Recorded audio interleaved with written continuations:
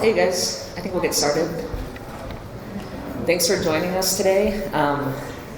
Obviously, we had a difficult session for a variety of reasons, and the main thing I think that I want to say is that every day Republicans showed up to attack the rights and freedoms of Montana's families, parents, kids, and really prioritized out-of-state corporations and the wealthy over the working people in our communities. And Democrats in our caucus, we came with 32, but as Representative Bishop said yesterday on the floor, we punched above our weight, and every day when we showed up, we fought to defend the rights and freedoms of Montanans, the right to privacy, the right to reproductive health care, but we also passed some incredibly important proactive legislation, from Representative Smith's regulation of homes for troubled teens that will make a huge difference for those kids, to Representative Wendy Boy's Montana Indian Children Welfare Act, which is a stopgap in case the Supreme Court overturns ICWA. Representative Buckley passed an incredible investment in childcare. That's going to take care of those small businesses and the families that need care. And Paul Tuss and Melissa Romano passed $4 million for lead remediation in schools across our state. Jonathan Carlin passed an incredibly important renters' rights bill for mobile home renters that will make a huge difference. And Representative Running Wolf, made a big effort towards the missing and murdered Indigenous persons problem in the state, increasing coordination and passing a task force that will look at that problem. When I think about what we accomplished with just 32 members, I'm incredibly proud. And when I think of what we were able to defend against on the floor every day, the attacks against families and children, I'm incredibly proud of the work we did. Now, of course, we weren't able to defend against all of it, and there were attacks against communities, LGBTQ community, that will have a broad and harmful impact on people across the state. But we stood up every day to fight for the folks that sent us here. And with that, I think that I will kick it to Pat to hear a little bit about the Senate.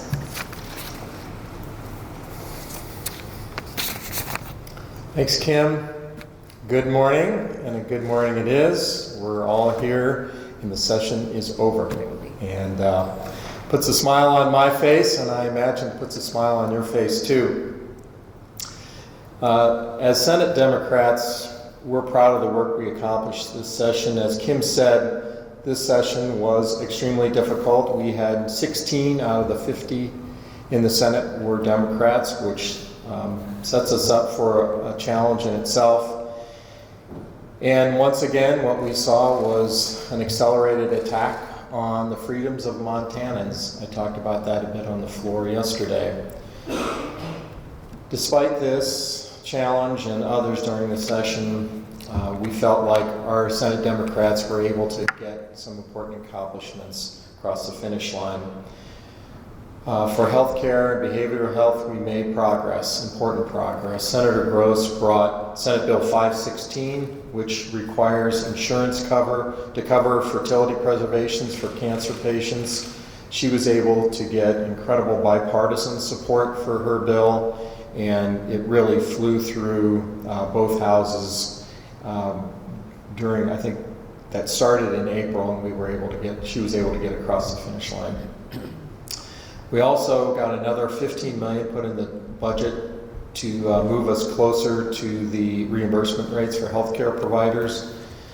That change in itself in House Bill 2 will literally save lives, extend lives, and make lives more livable in Montana for all that require that kind of healthcare. So we feel very good about that. Senate Democrats made progress in defending public education. Senator Shannon O'Brien, who you'll hear from here in a few minutes, brought Senate Bill 70, which expanded the Quality Educator Loan Assistance Program. It's a successful program helping teachers pay off student loans, and it will be good for allowing us to recruit teachers and keep teachers on the job in Montana. In defending Montana's outdoor heritage, we had a number of bills. One that I brought and passed all the way through to Senate Bill 281, which increases opportunities for Montana hunters and gives them a fair shake when it comes to deer hunting. So that was important to a lot of our sportsmen and women. In working with the Montana American Indian Caucus, Senate Democrats were able to help get key priorities over the finish line. Also, Senator Susan Weber successfully brought Senate Joint Resolution 6, a resolution calling on Congress to recognize the trauma the federal government inflicted through Indian boarding schools. If you happen to be in this chamber when Senator Weber presented that, I think all of us were struck by the kind of real depth of her experience regarding that trauma, and I think that went a long ways towards carrying that bill through to the end. Senate Bill 120 designated Highway 89 in honor of great Chief Earl Oldperson, also brought by Senator Weber. She was also key in the negotiations of our House Bill 317, the Montana Indian Child Welfare Act, when it came to the Senate. And I see Representative Wendy Boy, I think, is in the audience, who introduced that in the House, and that was an incredible achievement. Another important accomplishment is Senator Janet Ellis's Senate Bill 232, which will require deadlines for public records requests. For any of you and many of you have probably made public records requests as reporters, and you've probably faced challenges along the way and some frustrations. Hopefully this will lay out a framework where you have more predictable results, more timely results, and it goes to the heart, one of the heart part of our Constitution, which is to have open government where we can all observe what's going on and feel like we're part of it. And so Janet's bill will be important for that. All that said, we provided no immediate solutions to the housing crisis. There's nothing for renters that came out of this session. I harped on it all session. You're probably tired of hearing about it. We offered solutions in both the House and the Senate as Democrats, and none of those moved forward. So we're going to go home and tell our friends and neighbors, sorry we couldn't help you out, and sorry you can't find employees, and in some cases may have to shut your doors as businesses because you can't find employees. We also, in my opinion, blew a golden opportunity to save some of the billions of dollars in surplus. We've got lean times coming, I can guarantee you that, and we should have salted some of that away like most of us would do in our own budget when we have ample times, and we missed that opportunity. Instead, we frittered away a good portion of that on tax cuts for the wealthy. As we look ahead, Montanans want to live in a place where they can make a fair wage and afford to raise their family, and I think that's what we're committed to when we came in this building, and we'll go back to work on that in the next session too. Montanans want health care that's affordable and effective for all of us. That means committing to solutions that assist all of us, including disabled, elderly, low income, those most in need, and again, we'll be working on that next session. And lastly, we heard over and over again, and it was one of our priorities, that Montanans want their freedoms. They want to live and let live. And what we saw over and over again were attempts to diminish that for some classes of or groups of Montanans. And freedom means freedom for all of us, not just some of us. So we'll continue to fight for that in the next session as well. With that, I think I'll turn it over to Representative Buckley to follow up. Thanks. Thanks, Matt. Good morning. I feel really happy to have our caucus here. It makes me feel really proud of the work that we did in showing up to this building all session long. So that feels really good. I wanted to start today and end the session with where we all began when we were campaigning and began on day one, which is the Constitution. Of course, we've all been thinking a lot about the Constitution and trying to preserve the sanctity of the Constitution for Montanans since day one, who have told us again and again and again that they do not want the Constitution changed. And I'm thinking about the preamble and our commitment that we took on day one to improve the quality of life and the equality of opportunity and to secure the blessings of liberty for this and future generations. And we've been thinking all session long about what that looks like. And so we've been running housing policy and childcare and healthcare and behavioral healthcare, and thinking about what it's like to ensure that our communities are sustainable and resilient and thriving today and in the future. And also, I think about the quality of life and equality of opportunity and blessings of liberty and how that means that we are here to commit to upholding the ability for Montanans to live the kind of lives they want to live and make their own decisions, be who they are and love who they love in the world. And Republicans spent all session long trying to strip Montanans of their ability to take care of themselves and to make their own decisions. Representative Howell has a catchphrase that I think really helped us with this session, and it's that some exceptions apply. So as we saw bill after bill coming through, we said some exceptions apply. We're here for parental rights in this building, except if you want to take your niece to a drag show, and then some exceptions apply. We're here for bodily autonomy, unless it's about your reproductive health and you're trying to take care of yourself and make life-saving decisions. We're here for accessing the health care you want, both procedurally and with medicine, unless it's gender-affirming health care, and then some exceptions apply. We're here for limited government, except when the government needs to define you in code. We're here for freedom of speech, unless with regards to the scourge of pronouns. We're here for our constitutional rights on the House floor, unless it's someone in the super minority who's talking about how these bills would affect them. So it felt like some exceptions applied a lot of the time this session. And we have to go home to our communities and then reconcile with it and say, we tried to show up for all of you, and also there's a lot more work to do. And I think that's an invitation to all of our constituents to keep showing up for themselves, to keep showing up in community, to keep showing up for each other, and to keep holding us accountable as well. So I think I'll end there and turn it to Shannon. Thanks, Alice. It's lovely to see all of you. Thanks for showing up. This session, Montana Democrats fought. We showed up and we fought to keep public money in our public schools. Yet, the Republicans insisted on trying to pass legislation prioritizing charter schools. These attempts came through effectively creating an avenue for what was called, and I'll use air quotes, community choice schools to funnel unlimited amounts of taxpayer money away from our public schools. The big question that we ask is, how will we know our children are learning? There is minimal accountability in these charter schools.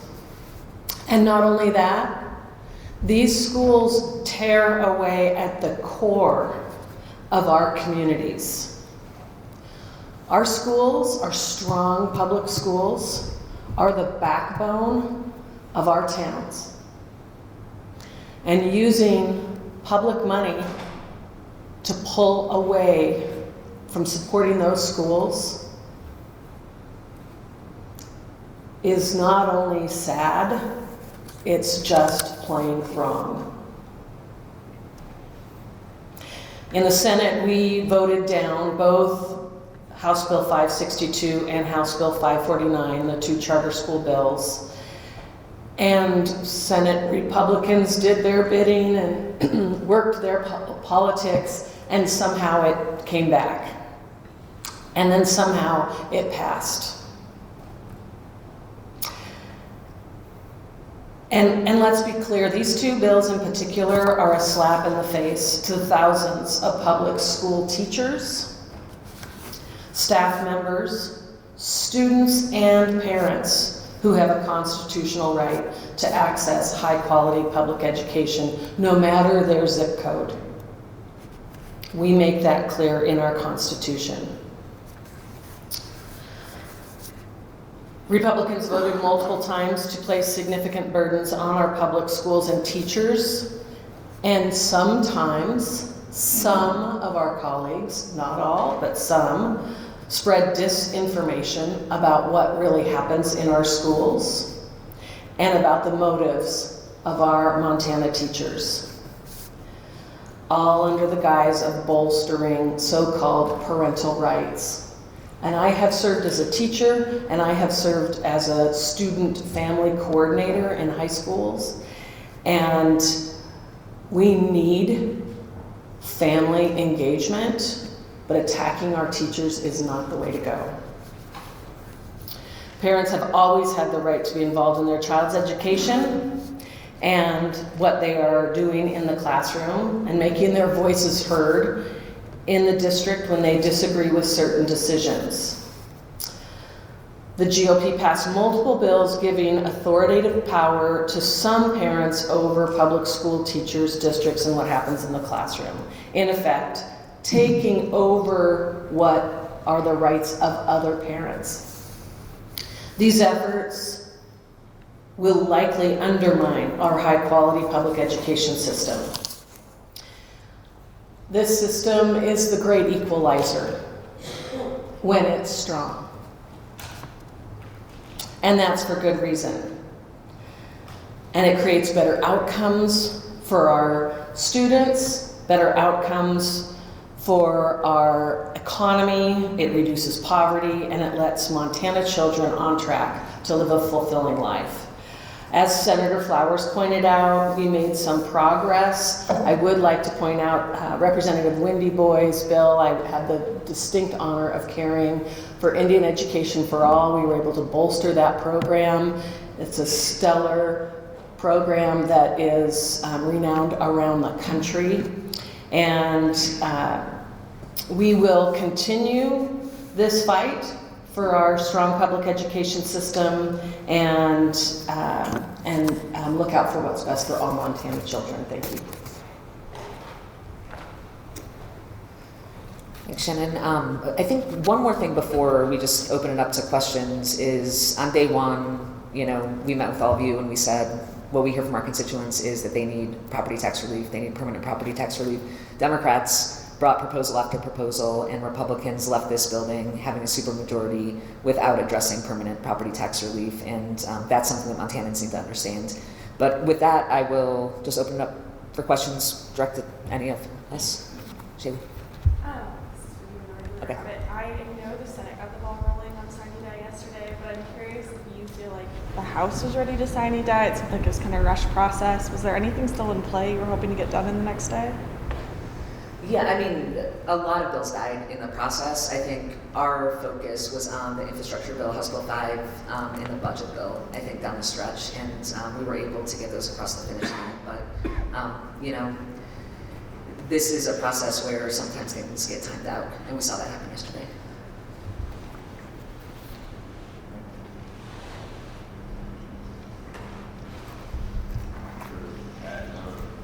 Just wondering your thoughts on everything that went down with Sine Die and 442 yesterday, and if there's anything moving forward with plans on that. Well, for those of you who don't know, Senate Bill 442 was a group effort. Both Republicans and Democrats worked on that, as well as a coalition of counties, MACO,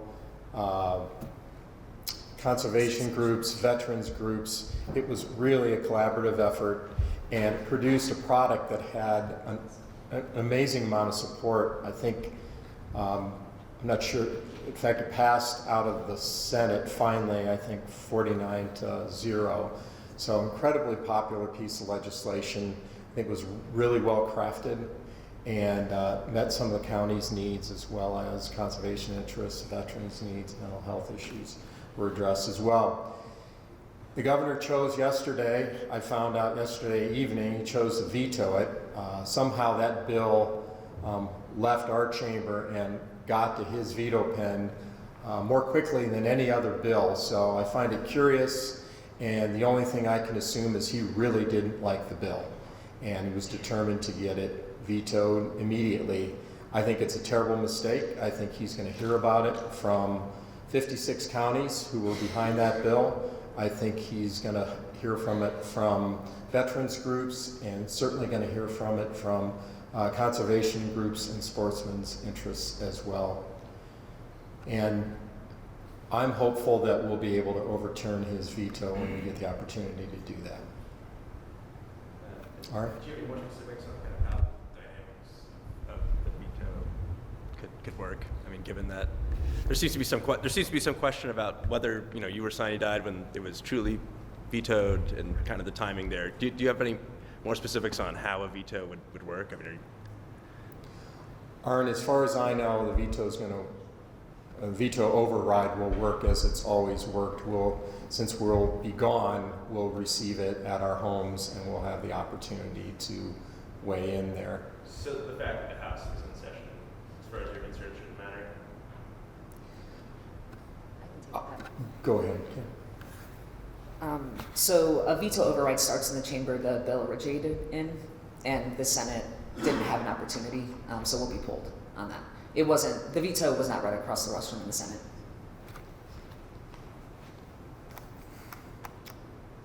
I was just going to ask, sort of looking forward, how do you see moving forward as a chamber and as a legislature after sort of the last couple of weeks, and then also specifically with how the interim committees are stacked now?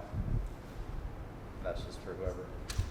Interim committees, the changes. Thanks, Tom, for the question. I'll start with the interim committees. As you know, they made changes in the interim policy committees and went to, in my opinion, a hyper-partisan makeup. Now, I think it really damages the effectiveness of those interim committees when you've got an echo chamber there in one party. I think you're going to get echo chambered ideas that come out. And fortunately, they did limit the number of committee bills that could come out of those committees. But I think they've done a good job of destroying what otherwise was a good problem-solving bipartisan process. We'll participate to the extent we can, but I am really concerned about how effective those, particularly those hyper-partisan policy committees, are going to be at this point. I just want to rally about everything that happened last couple of weeks in session and unprecedented times. How do you come back, or how does everybody move forward from here? That's a good question, Tom. I think we're all seasoned legislators at this point, and part of being seasoned legislators is knowing how to work across the aisle regardless of the circumstances, because that's the only way any of us get anything done ultimately. And so I think we're ready to roll up our sleeves and work with Republicans on the issues that are most important to Montanans. And we are not looking back, we are looking forward, and I think that's what Montanans expect us to do, to solve the problems that we didn't get to in this session, and hopefully we can be more effective on some of those things like long-term property tax relief, rental assistance, that sort of thing. Ken? Yeah, the last couple weeks, the speaker took literally unprecedented action, put one of our members in the hallway, closed the gallery so the public couldn't come and participate. I think that Montanans will notice that, and I hope the speaker has regrets about the way that he made decisions down the stretch. It is in line with power grabs, though, that we've seen all session long and last interim too, from attacking the independent judicial branch to changing interim committees to be partisan and shrink membership. I hope the governor vetoes that. But it was a hard environment to work in all session. It was especially hard the last 2 weeks. I'm incredibly proud of our caucus for showing up and getting work done while we were under attack, and while one of our members was forced to leave the chamber. I think you saw a big public response to that. I think you'll continue to. And moving forward, we have to figure out how to not have that happening. That was a real. It was an attack on 11,000 Montanans who lost the ability to have their representative freely debate bills on the floor. But it was also an attack on some first principles of democracy and constitutional principles of free speech. Just follow up on that. If that was an attack on democracy, like you're saying, why did you continue to work with them inside the process? Why not have your caucus walk out to like hold a firm line?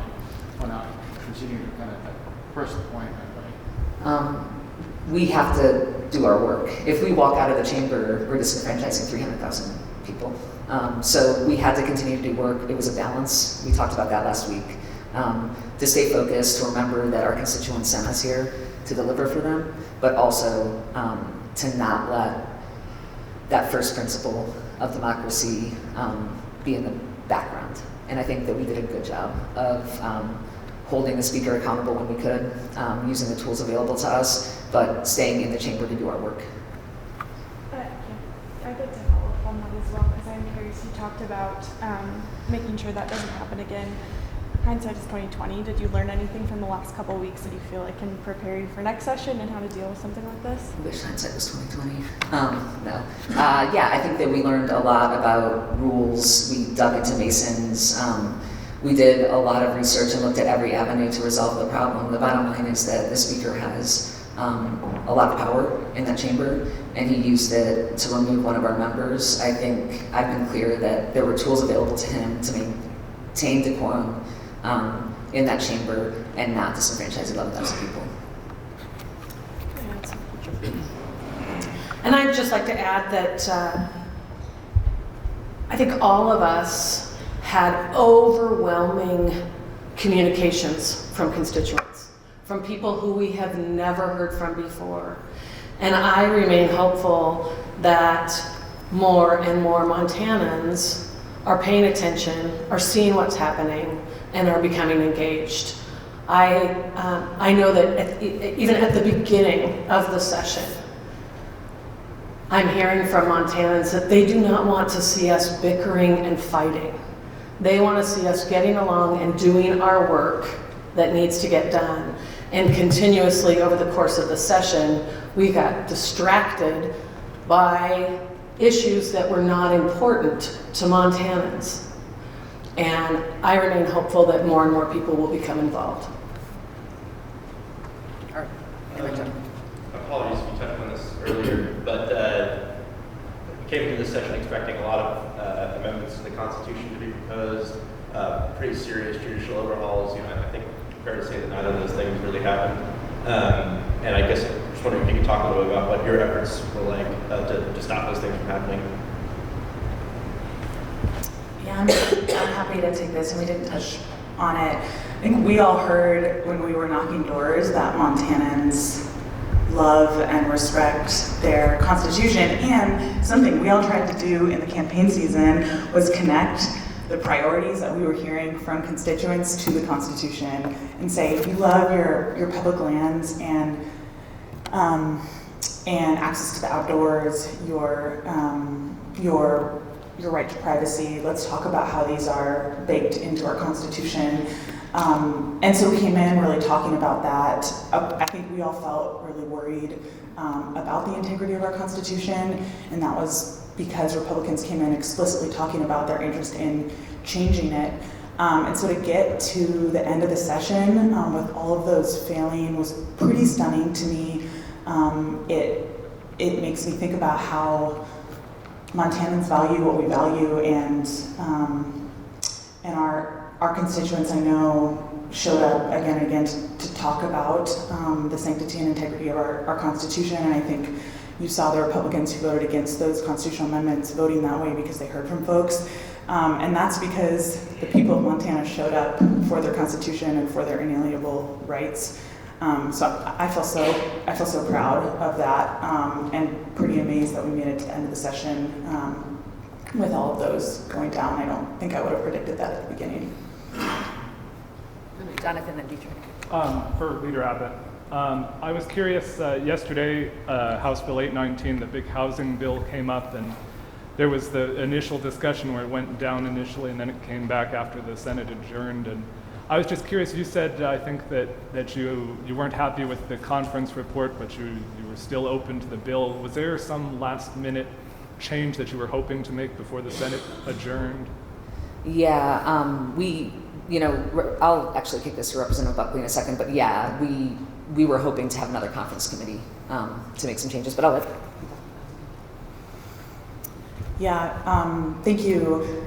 I think this was framed as a bipartisan effort and as the one remaining housing bill, and we all talked about housing this entire session, and also didn't feel like it was, it reflected our values and our priorities and the legislation that we moved through the session that got tabled. So it didn't feel like an adequate representation of what we were hoping to see.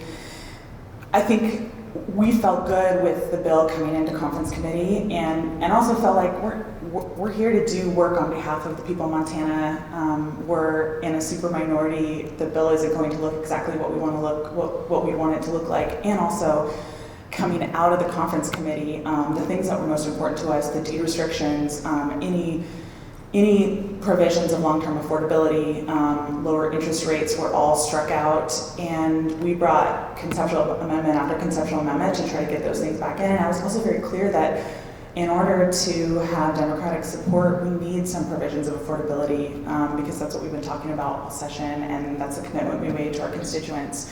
So it put us in a really hard position when none of those went on. And also, it opened up an honest and robust conversation within our caucus about what we're doing here and how to deliver really good policy, and what compromise looks like, and what the reality of our position in the deep minority looks like. And I would have loved to see us go back to a free conference committee and get some provisions of affordability there, and then really be able to all come along. And then I was sitting in the back of the Senate just as they Sine Die. So we missed that opportunity, but I think it gave us the chance to really think about our role and try to spark good policy through what that looks like, and then also when that falls short. And I'm just curious, in light of how it finally came through, do you see any positives left in it the way that it came through, or? I mean, that's the debate that we had yesterday. I think a lot of stakeholders that we trust and folks in our community would say that yes, it is in some better than nothing. And then also the lack of deed restrictions and provisions around affordability, I think also made us feel really concerned. But especially the added money into the coal trust homes, I think we can all feel really proud of going back to our communities with that. Thank you. Yes, so we talked about the housing bill just now. Are there other bills that maybe Republican sponsored that have Democratic fingerprints on that are worth noting at this point, where work by Democratic legislators make those bills better as they pass with bipartisan support? Thanks, Eric. I guess I come back to Senate Bill 442. That had a lot of our fingerprints on it, and we felt like that was our bill, even though it was carried by Senator Lang, and rightfully so. He did a lot of work on it. I was happy to stand behind him as we celebrated that bill a couple days ago. So that's probably the biggest example of a bipartisan bill that we're part of. Things. I think House Bill 2 has Democratic fingerprints all over it, including increases to provider rates. Our judiciary team did incredible work amending bills to make them less harmful, even if they weren't able to defeat them. Childcare. Alice got childcare across the finish line. A big investment that's going to make a big difference for families and for businesses. And I think there are a number of business and labor bills that Representative Harvey, Representative Sullivan really put their fingerprints all over all session long. So I think as you look at a lot of the legislation, both things that we supported and things that we opposed, you'll see the work of our members in committee on those pieces of legislation. I'd just like to share that for 10 years, 8 years, Montana Democrats have been working very hard on this idea of kindergarten readiness, on our children being ready so that by 3rd grade they're reading, because we are focused on learning to read until 3rd grade and then teaching shifts to reading to learn after that.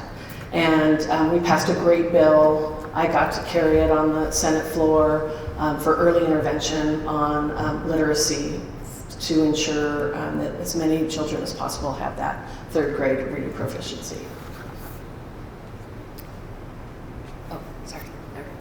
This may be a little more philosophical, and I don't really want to get into the 24 campaign season mode, but as far as the interim and going up to the next biennium, how do you guys try to win back power in terms of what happened this session?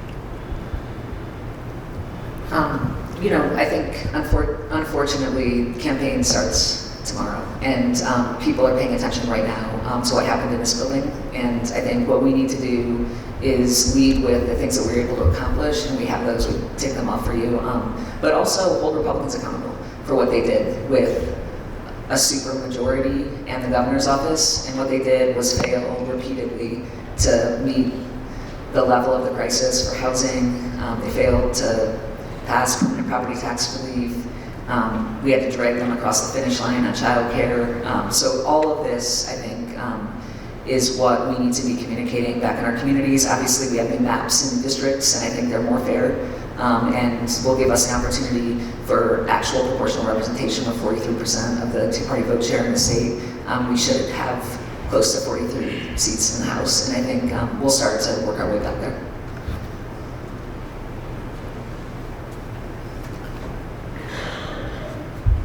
Blair, I think this session will actually be very helpful for us in our next election season. It's really clear what happens when Republicans have a supermajority. They take away your rights, they run down your public schools, they take away money from public schools, they chip away at water quality law, all things that are direct attacks on things that are so important to all Montanans. And I think we're going to do everything we can to highlight all the damage that was done by this supermajority.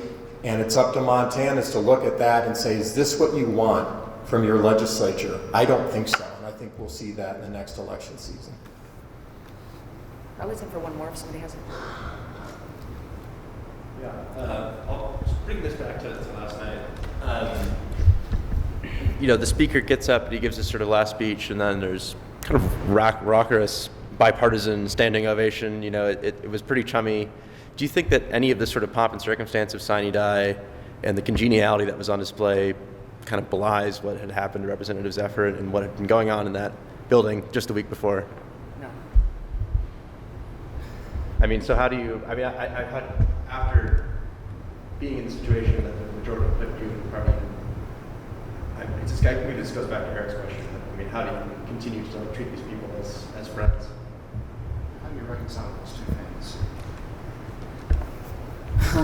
We all have to be professionals when we walk into this building, and it's really hard sometimes. And these aren't my friends by and large, but they're my colleagues that I have to work with, and I'll always show up because I represent 10,000 people, and be professional. And I think our whole caucus showed up and was professional in very difficult circumstances. So, sure, Blair. So you guys touched on the Constitution, but one thing we haven't talked a lot about is abortion and reproductive rights. And just wanted to think about what you guys think about what happened with the abortion bill specifically this session.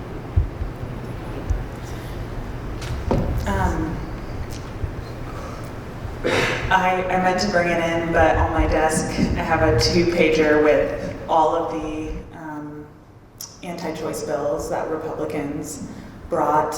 And I think by and large, almost every one of them passed. There were a couple that we tabled. I would say that were kind of adjacent to the reproductive choice and access policy debate, but I mean, at least a dozen.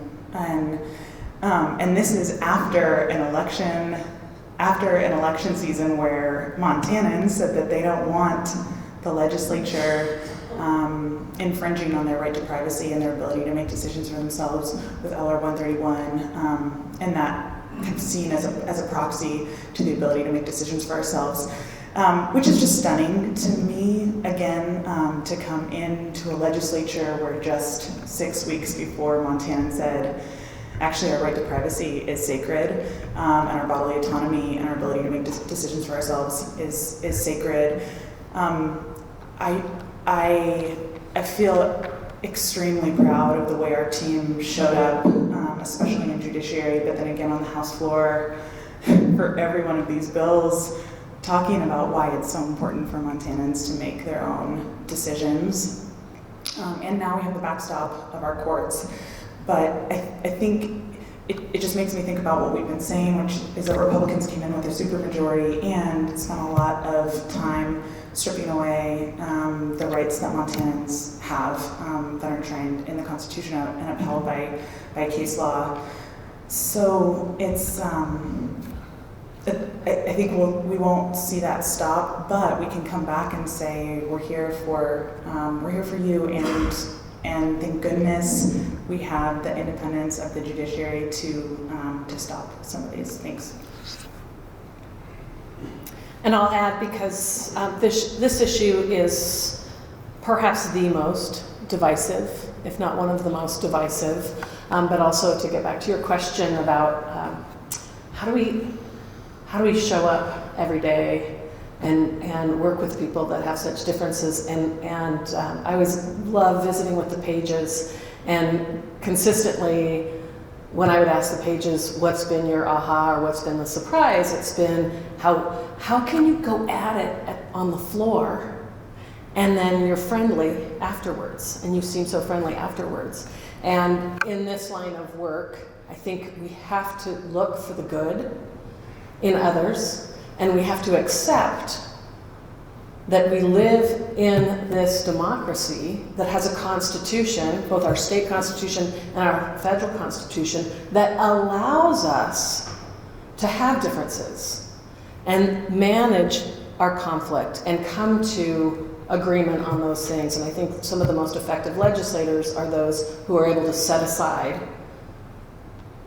the areas that divide us and focus on our common solutions and get the work done for Montanans. And that's what the Democrats worked on all session long. We worked on housing, we worked on childcare, we worked on a fair tax system, and we prioritized healthcare, and including mental health care, and just keeping our eyes on the prize.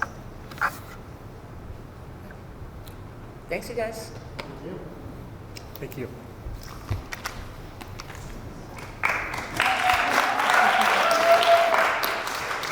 Thanks, press corps.